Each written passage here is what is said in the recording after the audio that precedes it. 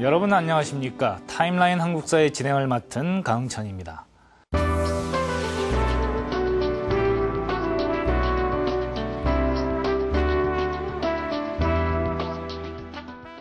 지금 제 옆으로는 타임라인이 쉴 새 없이 흐르고 있습니다. 이 타임라인은 우리가 SNS에서 볼 수 있는 개인이나 단체의 그런 타임라인이 아닙니다.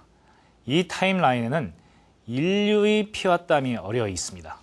이 타임라인은 먼 과거로부터 흘러와서 우리를 싣고 머나먼 미래로 흘러나갈 것입니다.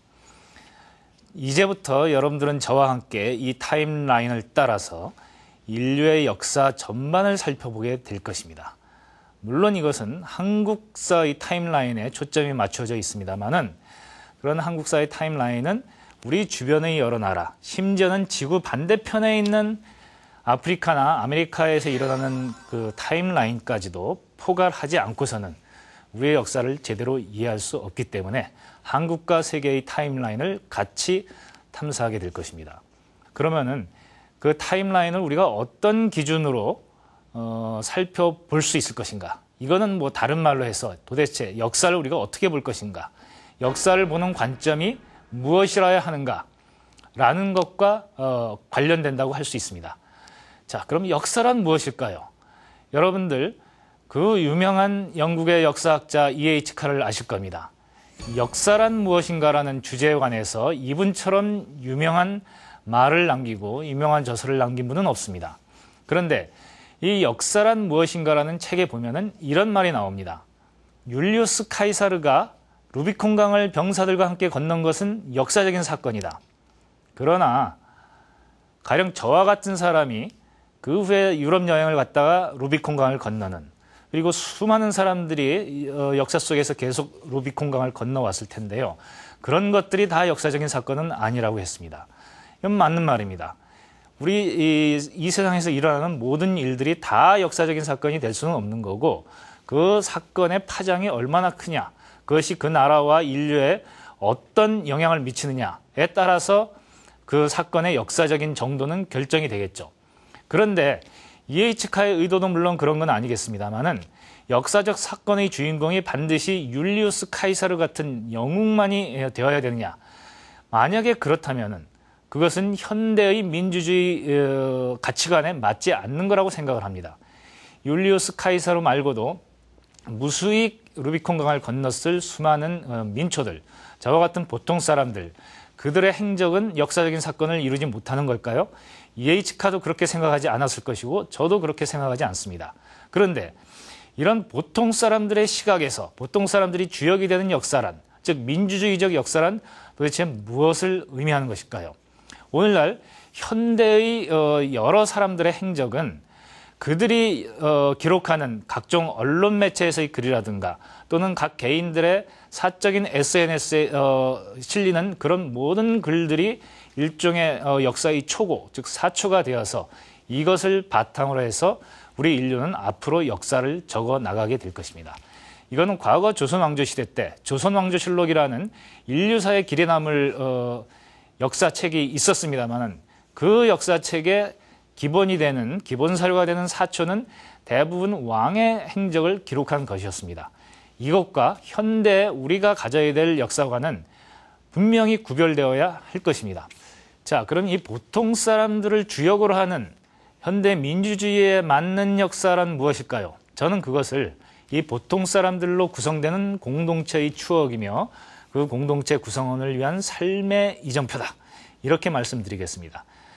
지금 제 옆에 있는 영국 고고학 저널이라는 잡지는 세계적인 고고학 잡지입니다. 이 책에는 2014년도에 우리의 자랑스러운 유적 중에 하나인 반구대 암각화가 실려 있습니다. 이 반구대 암각화는 제가 말씀드린 것처럼 약 7,000년 전 울산 대곡리에 있었던 거대한 바위 그림인데요. 이 바위 그림을 보면서 제가 아까 여러분들에게 말씀드렸던 그 공동체의 역사 의식이라는 것에 대해서 말씀을 드리도록 하겠습니다. 제가 그 거대한 바위 그림의 앞에 서 있는 당시 그 마을의 지도자라고 생각을 하고, 여러분은 그 바위 그림 앞에 모여서 저의 설명을 듣는 그 마을 사람들이라고 생각을 해보십시다. 그러면 여기에 그려져 있는 저 그림들을 보면서 제가 무슨 말을 했을까요? 이곳에는 무수한 고래 그림이 그려져 있습니다. 또 더러 육지동물도 보이는데요. 대개는 고래입니다. 이것은 무엇을 의미하느냐? 당시 바닷물이 지금의 그 방구대 앞에 가까이까지 들어왔었다는 얘기고, 이 마을 사람들은 고래를 잡아먹으면서 생계를 이어갔다는 것을 뜻하기도 합니다. 그래서 저는 여기 그려져 있는 고래들을 설명을 하면서 저 고래가 어떤 고래들이며 저 고래들의 성분이라든가 종류를 파악하기 위해서 우리 조상들이 어떤 노력을 했고, 여러분들의 할아버지 할머니가 고래를 잡는 방법을 연구하기 위해서 어떤 노력을 했으며, 어떻게 배를 만들어 나가고 어떻게 작사를 꽂을 것이며, 어떻게 그 고래를 안전하게 우리 마을까지 끌고 올 것인가를 연구하고 그것을 위해서 고투해왔던 그런 마을의 역사를 여러분들에게 설명을 할 것입니다. 그러면은 이 마을의 역사를 설명을 듣는 과정에서 그 마을 사람들은 당연히 그 마을의 역사를 배움과 동시에 자신의 공동체가 어디로부터 와서 자기가 지금 어디에 있는가, 그리고 자기 자신이 이 공동체를 위해서 앞으로 어떤 노력을 해야 되느냐, 그리고 그 노력을 통해서 이 공동체를 먹여 살리고 그리고 이 공동체를 미래로 끌고 갈 것인가, 이런 모든 것들을 연구하고 학습했을 것입니다. 이러한 과정을 거쳐서 반구대 마을 사람들은 공동체로서의 어떤 연대의식도 공고하게 다졌겠죠. 그리고 시간이 흘렀습니다. 약 1000년 후의 세월로 다시 가보도록 하겠습니다. 그러면은 1000년이 지난 후에 이 반구대에는 아까 여러분들이 보신 것보다 훨씬 더 많은 그림들이 그려져 있습니다. 아까는 주로 바위면을 이렇게 파낸 그런 고래 그림들이 많이 있었습니다만은, 이제 세월이 흐르면서 그곳에는 육지 동물들이 그냥 선으로 이렇게 윤곽을 표시한 모양으로 많이 덧입혀져 있습니다. 1000년의 세월이 흐르는 동안 무슨 일이 일어날 것일까요? 이 마을 사람들은 여전히 반구대 마을에 살면서 고래를 사냥하면서 살았지만 서서히 고래가 없어져 갔습니다. 그것은 아마도 바다가 점점 이 반구대가 있는 곳으로부터 멀어졌기 때문일 것입니다. 그러면서 반구대 마을 사람들은 이제 육지로 나와서 육지에 서식하는 사슴이라든가 멧돼지라든가 심지어는 호랑이 같은 맹수를 잡아서 그것을 때로는 키워 먹고 때로는 잡아먹고 하는 이런 일들을 해야 됐을 것입니다. 그러면서 삶은 조금 더 복잡해졌겠죠. 그리고 맹수를 잡아서 그걸 가두어 기르려고 하면은 그만큼 더 지적인 능력도 발달해야 됐을 것이고요. 아마도 많은 사람들은 그래서 이런 선으로 그린 육지 동물들이 그려진 시점이 되면은 이 마을도 서서히 신석기 시대를 벗어나서 청동기 시대로 접어들지 않았을까, 그런 추측을 합니다. 이런 시기에도 역시 마을 사람들은 이 반구대 마을에 모여 앉아가지고 아득한 오랜 옛날 고래를 잡아먹던 시절부터 지금까지의 역사를 살펴보고 자신의 좌표를 확인하고, 그 다음에 이 공동체를 위해서 자신이 무엇을 할 것인가, 이런 것을 되새기는 일들을 계속했을 것입니다. 이것이야말로 반구대 마을 앞에 사람들의 삶을 위한 그 공동체의 멤버십 트레이닝, MT가 아닐 수 없었을 것입니다. 이렇게 생각을 하면은 우리는 이 반구대 마을 사람들을 선사시대 사람들이라고 보통 이야기를 합니다. 선사시대, 역사 이전의 시대라는 뜻이죠. 어떻게 보면 어불성설입니다. 역사가 없는 시대가 어디 있겠습니까? 그러나 사람들은 편의상 문자로 기록되지 않은 그 시대를 선사시대라고 하는데요. 그런 말에 어울리지 않게 이들은 오히려 자신들의 역사를 잘 알고 있었고, 그리고 그것을 미래를 위한 어떤 발판으로 삼았을 것이다. 그리고 그러한 역사 지식을 공동체가 공유했을 것이다. 이렇게 추측하고 상상해 볼 수 있습니다. 그렇다면 현대 한국인은 어떻겠습니까? 반구대 마을 사람들은 그 공동체가 자신들의 나라이고 자신들의 세계였을지도 모릅니다. 그러나 오늘날 한국인은 매우 많은 다층적인 공동체의 복수로 소속돼서 살아갑니다. 우리는 우선 지구촌이라고 불리는 이 세계 공동체의 일원입니다. 그리고 대한민국의 국민이고 서울이나 경기도와 같은 지방자치단체의 주민이고, 학교의 학생이거나 또는 직장의 회사원이고, 또는 여러 가지 친목 동호회, 뭐 산악회라든가 조기축구회의 일원이기도 합니다.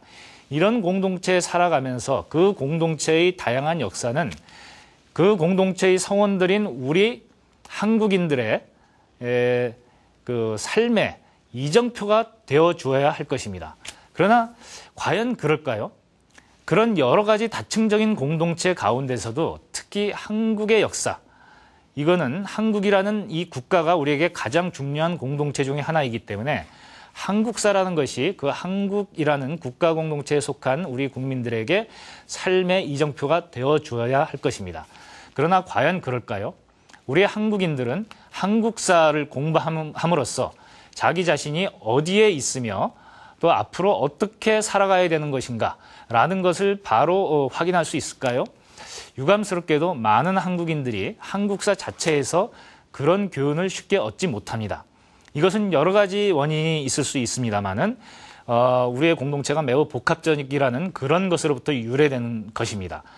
또 한 가지는 한국사라는 것 자체가 원래부터 그 자체로 존재하는 역사일 수가 없기 때문이라는 점도 있습니다. 즉 한국인은 항상 세계의 여러 나라들과 삶을 공유하면서 살아왔고 심지어는 아까 말씀드린 것처럼 지구 반대편에 있는 사람들의 역사까지도 나의 일상에 영향을 미치기 때문입니다. 당장 여기 서 있는 저를 보십시오. 저의 머리끝부터 발끝까지 여러분들이 제 내면을 들여다볼 수는 없을 겁니다만은 제 외모를 보더라도 우리 전통적인 한국사의 어떤 그 맥을 제가 얼마나 입고 있다고 이렇게 보십니까? 제 머리는 상투가 없습니다. 저는 한복을 입고 있지 않습니다. 신발도 버선이 아니라 집신도 아니고 구두를 신고 있습니다. 제